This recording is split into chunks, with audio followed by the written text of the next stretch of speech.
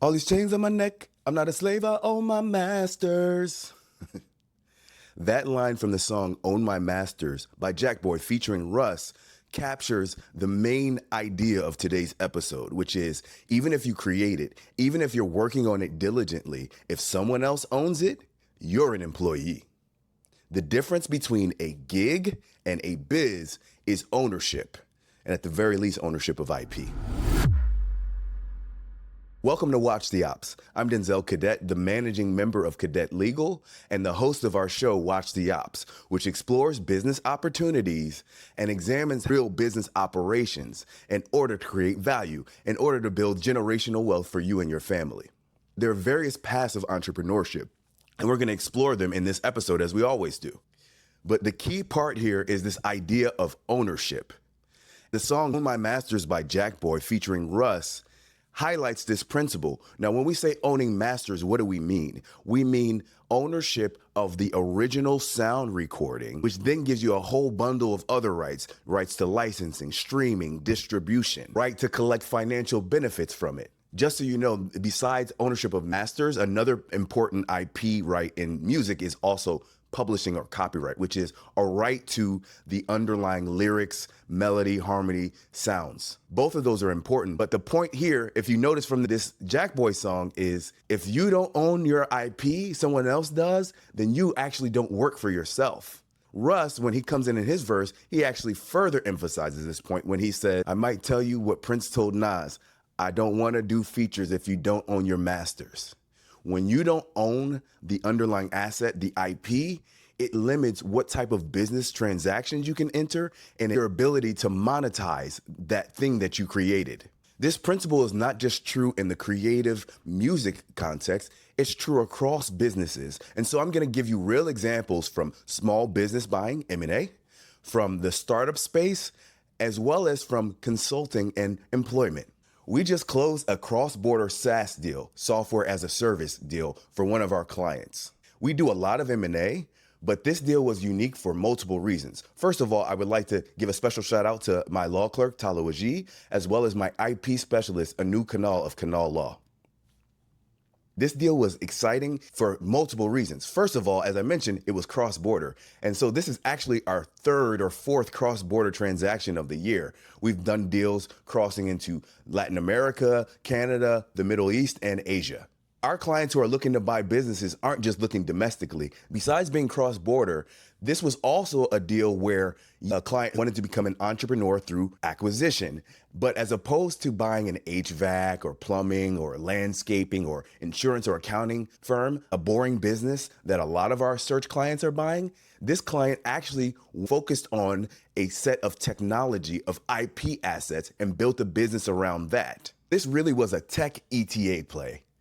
And I say that because although he began his business by acquiring another business, now that he has those assets in this business, he's now growing in a way that's a lot more similar to tech startups. He's looking at VC financing. He's looking for rapid growth. So the next interesting aspect of this transaction is that it actually was what we like to call a license to buy, kind of like a lease to own or a rent to own.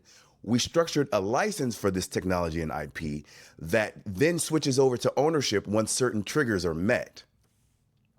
Another way of looking at this really interesting transaction is that it was actually an acqui-hire, right? Where my client licensed the core technology and also hired key employees from the target. We're seeing a lot of acqui-hires in the big tech space, but it's important to note that even small businesses and startups can benefit from this type of inorganic growth. Congrats again to both the buyer and seller in this deal. This was a transaction that began and ended with intellectual property. And we see that securing that intellectual property, that IP, opened the door to entrepreneurship for our client. Having access to IP is also an important path to entrepreneurship for those of you who are working as an employee, as a W-2 right now. I have another example for you. She was the author and architect of the entire AI infrastructure for a medtech startup. She was grinding hard, so much so that before her year anniversary, she actually was promoted to a new role. Unfortunately, what seemed like exciting news turned into difficulty as she started getting friction from other C-suite executives. She started getting comments that made her feel uncomfortable.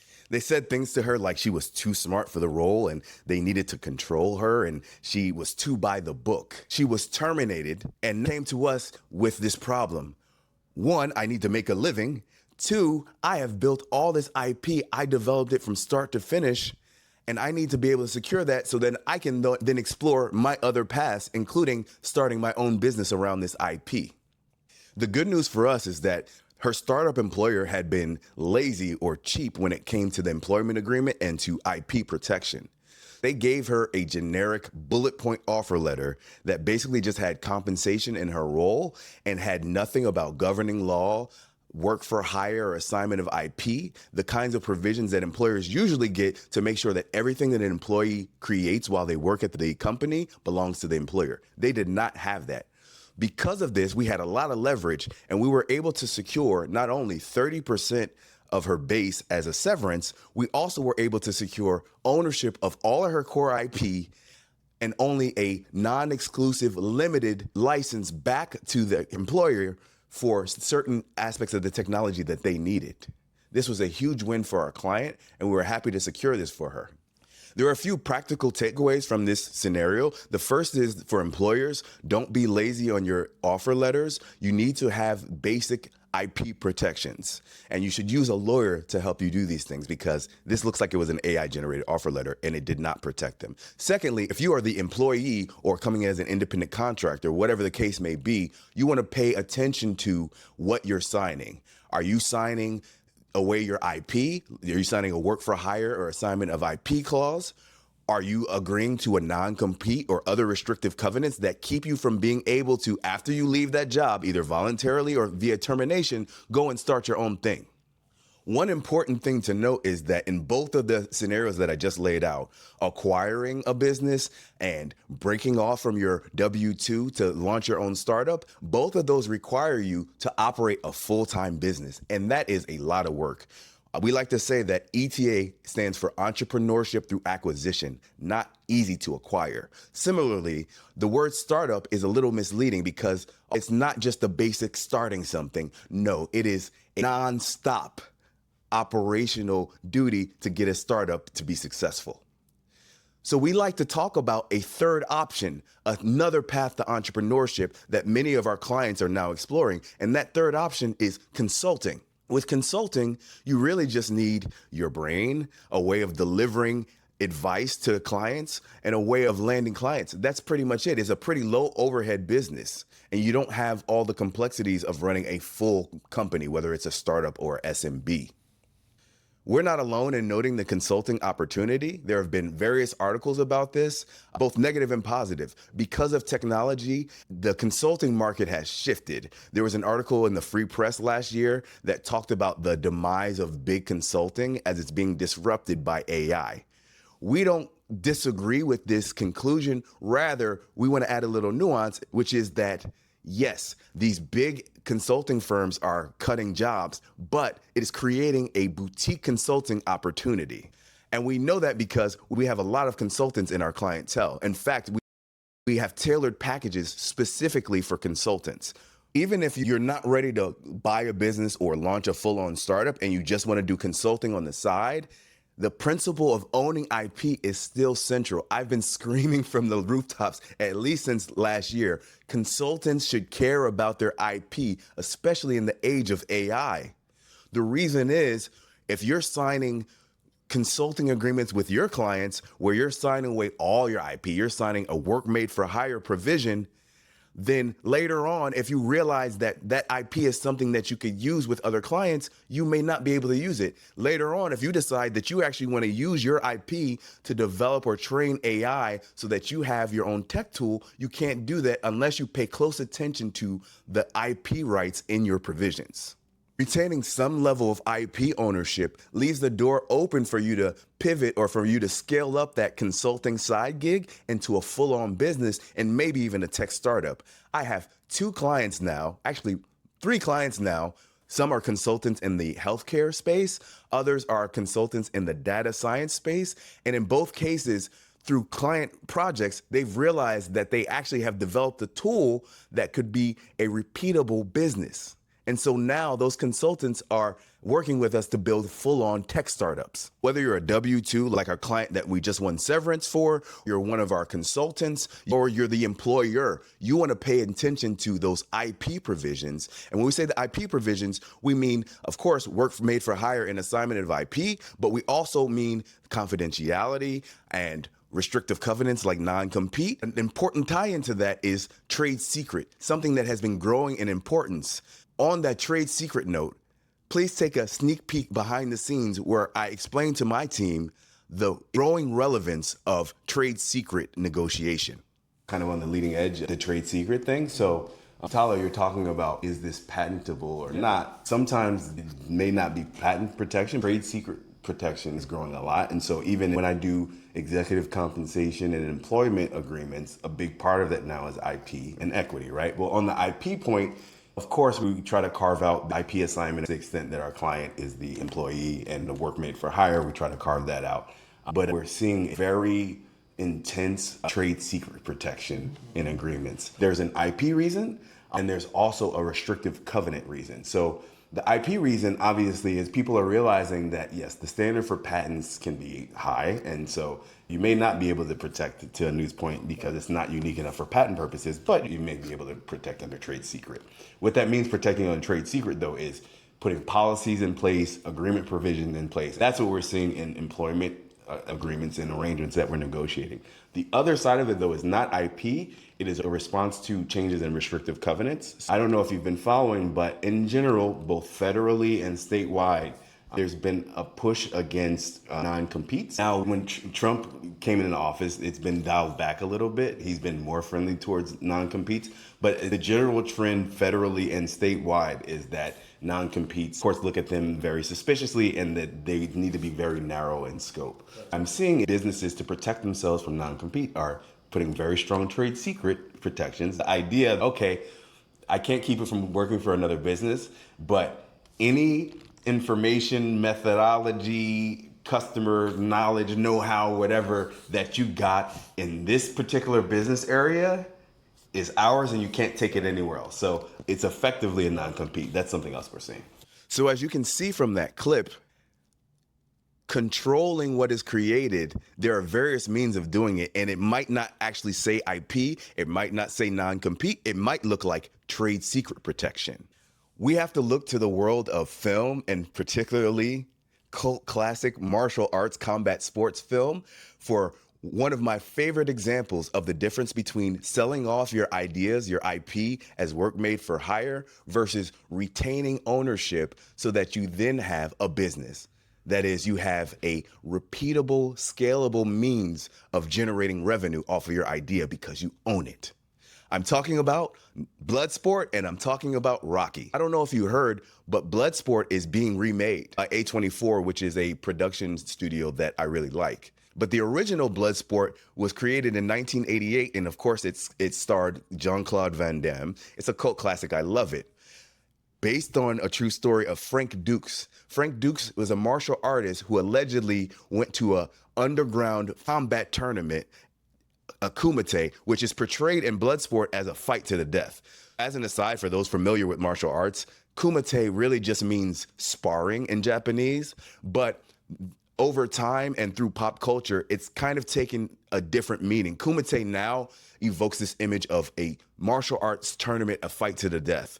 Bloodsport is one example, but we have other examples, including Bruce Lee's Enter the Dragon, where he goes onto an island undercover, but he has to fight to the death.